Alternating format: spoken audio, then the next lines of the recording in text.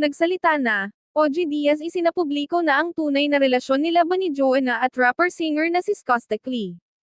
Tila ngayong January 6, 2026 nga mainit na iniintriga sa buong social media ang leader ng member ng BANI na si Joanna Robles at singer at rapper na si Skostakli matapos nga umano mamataan ang dalawang ito na spotted na magkasama sa isang naging main event ni Skosta sa Vietnam na siyang ibinahagi ng isang netizens na larawan kung saan mapapansing magkatabi ang dalawa.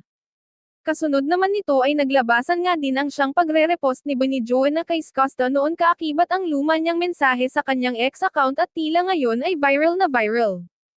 Sa pagkakataon na ito sa gitna nga ng pang-iintriga ng mga social media users, nag-repost si Joanna sa ex ng isang mensahe na ibinahagi niya noong October 7, 2025. Ayon kay BANI Joanna, "What keeps my heart strong is knowing that God knows my heart. People can say whatever they want. They can make stories or judge without knowing the truth, but at the end of the day, God sees everything and that's enough for me. Kasi as long as my intentions are pure and my heart is right, I don't have to explain myself to anyone."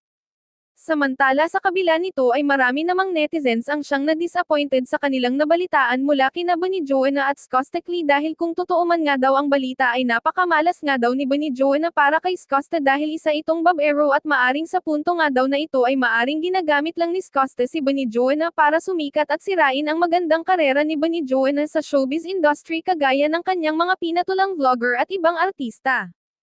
Ngunit sa painit na isyu naman na ito ay pinatilihan namang manahimik ni Skosta sa social media maging sa media upang pagtakpan ang isyu mula sa pagitan nila ni BANI Joanna, na maaring tunay ang bali-balitang may something sa kanilang dalawa nito.